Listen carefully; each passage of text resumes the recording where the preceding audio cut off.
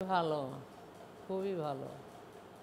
ষাটোর্ধ্ব রিনা আনোয়ার ছেলেকে নিয়ে পবিত্র হজ পালনে গিয়েছিলেন সৌদি আরব। হজের আনুষ্ঠানিকতার যখন শেষ পর্যায়ে হঠাৎ অসুস্থ হয়ে পড়েন তিনি। জ্বরের পাশাপাশি কমতে থাকে oxygen level. Bangladesh mission medical সেন্টারের চিকিৎসকদের পরামর্শে বৃদ্ধাকে উন্নত চিকিৎসার জন্য নেওয়া হয় কিং ফাহাদ হাসপাতালে। সেখানে পান বিনামূল্যে চিকিৎসা। জ্বর হয়েছে আর নিউমোনিয়া, ঠান্ডা লাগছে। ফ্লাইটে অক্সিজেন দেওয়ার ব্যবস্থা করে, এই ব্যবস্থাটাও তারা করে দেয়, হসপিটাল কর্তৃপক্ষই করে দেয়।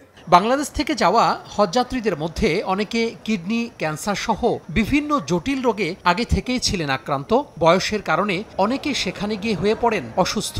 2025 সালে 87,000 হাজির মধ্যে 69,000 জন বাংলাদেশ মিশন মেডিকেল সেন্টার থেকে চিকিৎসা নিয়েছেন, যাদের মধ্যে 324 জন হাজিকে ভর্তি হয়ে চিকিৎসা নিতে হয়েছে স্থানীয় হাসপাতালে।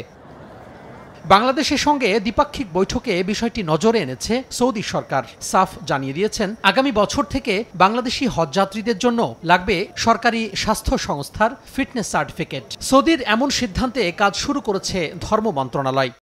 অনেক রোগী চলে যাচ্ছে যারা ওখানে গিয়ে ডায়ালিসিস করতে হয়, ওইটা শুধু সরকারি হাসপাতাল এবং মেডিকেল কলেজ থেকে ওই সার্টিফিকেট ইস্যু হবে। এত হজযাত্রীর জন্য অ্যাম্বুলেন্স অ্যারেঞ্জমেন্ট করা, বিশেষ করে মাসায়ের মিনা আরাফা মুজদালিফার সময়টা খুবই ব্যস্ততার মধ্যে থাকে সবাই। তারা যেটা চাচ্ছে যে আমাদের ক্রনিক ডিজিজের রোগী যারা, তাদেরকে যাতে আমরা না পাঠাই। হজের মতো পবিত্র বিষয় নিয়ে যেন বাণিজ্য না হয়, সেদিকে নজর দেওয়ার পরামর্শ হাবের। বিভিন্ন সরকারি হাসপাতাল বা বিভিন্ন সিভিল সার্জন ঢাকার বাইরে, তাদের থেকে ফিটনেস সার্টিফিকেটটা নিয়ে তারপরে নিবন্ধন করানোর জন্য। এখানে দেখা যায় যে একটা দালাল চক্র গড়ে উঠবে, টাকার বিনিময়ে সে ফিটনেস পাবে, কিন্তু সৌদি আরব যাওয়ার পর দেখা যাবে যে সে অসুস্থ। এই যে টাকা পয়সা লেনদেন হজের মতো একটা পবিত্র জায়গায়, এটা শুরু হয় কিনা সে আশঙ্কাটা আমাদের রয়েছে। 2025 সালের হজ কাফেলায় সৌদি আরবে মারা গেছেন 44 জন বাংলাদেশি। অসুস্থ হয়ে সৌদি আরবে স্থানীয় হাসপাতালে ভর্তি আছেন 14 জন।